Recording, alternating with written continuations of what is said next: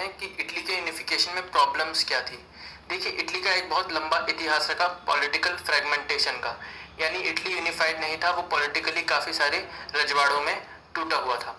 Italians को देखें तो वे अलग अलग डायनेस्टिक स्टेट्स में टूटे हुए थे, यहाँ तक कि मल्टीनेशनल हैब्सबर्ग एम्पायर का भी इटली हिस्सा था। 19वीं शताब्दी के मध्य में इटली जो है वो 7 स्टेट्स में डिवाइडेड था, जिसमें से सिर्फ एक ही, जो कि सार्डिनिया पिडमन था, वो एक इटालियन प्रिंसली हाउस द्वारा रूल किया जा रहा था। बाकी कोई भी हिस्सा इटालियन प्रिंसली हाउस के अंडर नहीं था।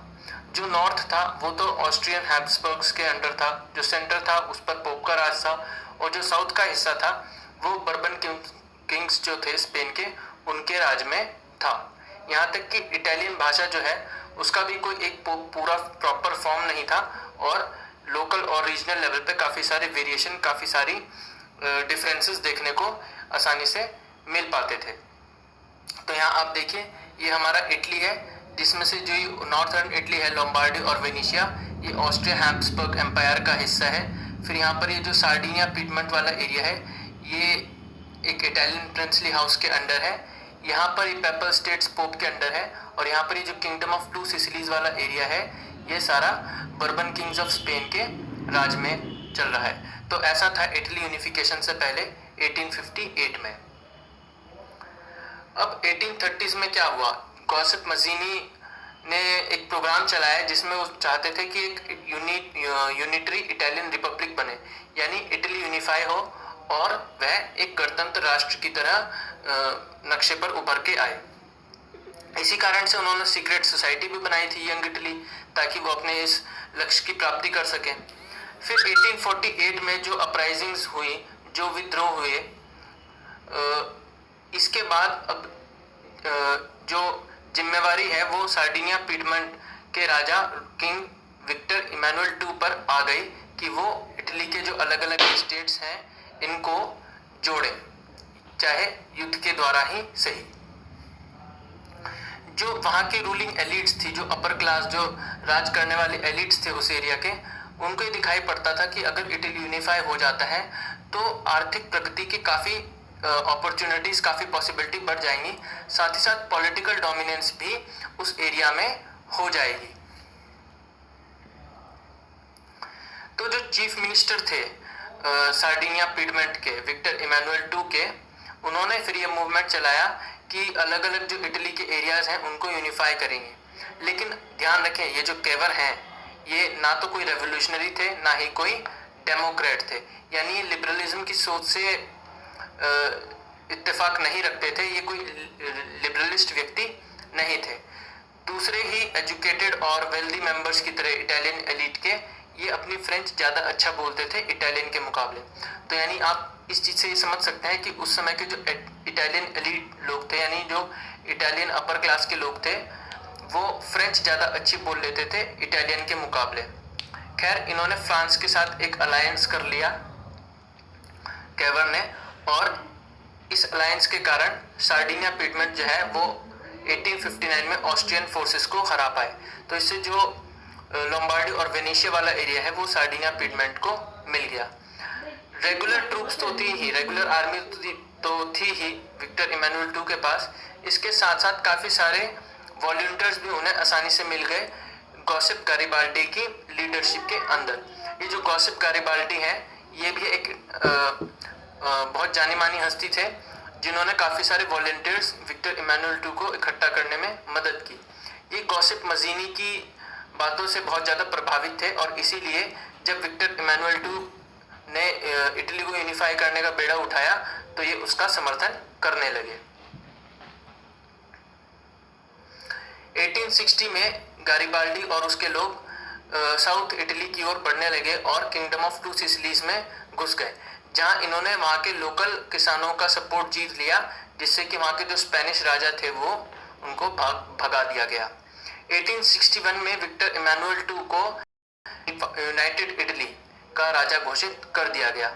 हालांकि है कि उस समय की जो अधिकतर इटालियन पॉपुलेशन थी उनमें इलिटरेसी के रेट बहुत हाई थे, यानी उनमें से अधिकतर लोग अनपढ़ थे, उन्होंने कुछ पढ़ा लिखा नहीं था, और इसीलिए उनको इस लिबरल नेशनलिस्ट आइडियोलॉजी के बारे में नहीं पता था। यानी जिस लिबरल नेशनलिस्ट आइडियोलॉजी की मजीनी बात करते थे उनके बारे में तो इस इटालियन पॉपुलेशन को कुछ पता ही नहीं था। तो आप कह सकते हैं कि ये जो इटली का यूनिफिकेशन हुआ है ये सब मिलिट्री के बेसिस पर हुआ है, आइडियोलॉजिकली कोई यूनिफिकेशन हुआ नहीं था। और यहाँ तक कि जिन पीजेंट्स ने, जिन किसानों ने गैरिबाल्डी की सदर्न इटली में मदद की थी, उन्होंने तो इटालिया के बारे में कभी सुना भी नहीं था, बल्कि वो तो ये सोचते थे कि ला तालिया जो है वो विक्टर इमैनुअल की वाइफ है। तो यहाँ आप देख सकते हैं कि किस तरह से इग्नोरेंस लोगों में फैली हुई थी। उनका राजा बदल गया था और नए राजा के लिए वे लड़े थे, लेकिन उन्हें ये भी नहीं पता था कि एक्चुअली जिसके लिए वे लड़ रहे हैं उसके पीछे का कॉज क्या है, क्यों वे लड़ रहे हैं। इटालिया के लिए लड़ तो रहे थे, लेकिन वे सोचते थे कि ला इटालिया जो है वो विक्टर इमैनुअल की वाइफ है, जबकि ऐसा कुछ था नहीं। दोस्तों, काफी सारे इतिहासकारों का ये मानना है कि अगर सही मॉडल नेशन स्टेट का देखा जाए तो वो ग्रेट ब्रिटेन ही है। इसीलिए ग्रेट ब्रिटेन के बनने को ब्लडलेस रेवोल्यूशन भी कहा जाता है, क्योंकि इसके बनने में कोई खून खराबा ज़्यादा कुछ ऐसा हुआ नहीं। तो अगर राष्ट्र का कोई नेशन है तो मॉडल है तो वो है ग्रेट ब्रिटेन। ब्रिटेन में जो फॉर्मेशन है नेशन स्टेट की, वो किसी एकदम हुई क्रांति या रेवोल्यूशन के कारण नहीं हुआ, बल्कि ये एक लंबे समय तक चलने वाला एक प्रोसेस था। अगर हम 18वीं शताब्दी से पहले देखें तो उस समय कोई ब्रिटिश नेशन था ही नहीं। ब्रिटिश आइलैंड्स में रहने वाले लोग अपनी बेसिक आइडेंटिटीज की वजह से जाने जाते थे और हर किसी का अपना एक अलग कल्चर था, अपनी एक अलग एथनिसिटी थी। जैसे कि इंग्लिश कल्चर था इंग्लिश लोगों का, वेल्श कल्चर था वेल्श लोगों का, फिर स्कॉटलैंड के रहने वाले लोगों का स्कॉटिश कल्चर था और आयरलैंड के रहने वाले लोगों का आयरिश कल्चर था। तो इस तरह से ब्रिटिश आइलैंड्स में जो रहने वाले लोग थे उनको हम डिफ्रेंशिएट कर पाते थे, अलग कर पाते थे उनकी एथनिसिटी और उनके कल्चर के बेसिस पे।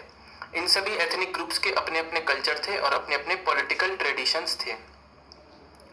लेकिन धीरे धीरे जो इंग्लिश नेशन है वो वेल्थ में, इम्पोर्टेंस में और पावर में बढ़ता चला गया और अपना इन्फ्लुएंस जो है वो बाकी नेशंस, जो आइलैंड के बाकी नेशंस थे उन पर उसका इन्फ्लुएंस बढ़ता चला गया।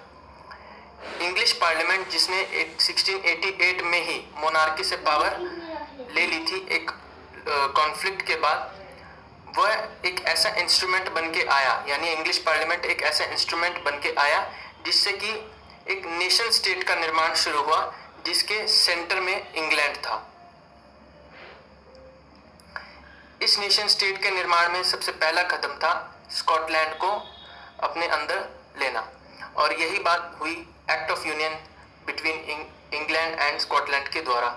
ये एक्ट 1707 में पास हुआ और इस एक्ट का मतलब था कि United kingdom of great Britain का फॉर्मेशन।